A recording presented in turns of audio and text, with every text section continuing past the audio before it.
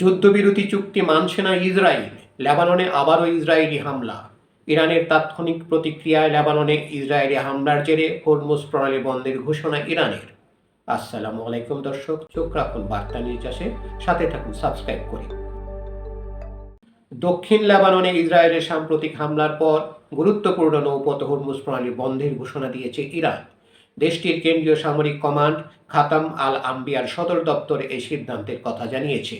শনিবার 20 জুন ইরানের রাষ্ট্রীয় টেলিভিশনে প্রচারিত এক বিবৃতিতে বলা হয়, যুক্তরাষ্ট্রের সঙ্গে হওয়া সমঝোতার পর ইসরায়েলি সামরিক পদক্ষেপ ওই চুক্তির শর্ত লঙ্ঘন করেছে। এর প্রতিক্রিয়ায় হরমুজ প্রণালীতে জাহাজ চলাচল বন্ধ করা হয়েছে। বিবৃতিতে আরও বলা হয়, এটি ইরানের পক্ষ থেকে নেওয়া প্রথম পদক্ষেপ। যদি ইসরায়েলের সামরিক অভিযান অব্যাহত থাকে তাহলে পরিস্থিতি মোকাবেলায় আরও পদক্ষেপ নেওয়া হবে এবং প্রতিপক্ষকে তাদের অঙ্গীকার মেনে চলতে বাধ্য করার চেষ্টা করা হবে। বিশ্বের অন্যতম গুরুত্বপূর্ণ জ্বালানি পরিবহন হিসাবে পরিচিত হরমুজ প্রণালী দিয়ে প্রতিদিন বিপুল পরিমাণ তেল ও গ্যাসবাহী জাহাজ চলাচল করে। ফলে এ পথ বন্ধ হয়ে গেলে আন্তর্জাতিক জ্বালানি বাজার এবং বৈশ্বিক বাণিজ্যে বড় ধরনের প্রভাব পড়তে পারে। তবে ইরানের ঘোষণার পর আন্তর্জাতিক মহলে তাৎক্ষণিক প্রতিক্রিয়ায় পাওয়া যায়নি। পরিস্থিতির উপর নজর রাখছে বিভিন্ন দেশ ও আন্তর্জাতিক সংস্থা। ধন্যবাদ সবাইকে এতক্ষণ ধরে আমাদের সাথে থাকার জন্য।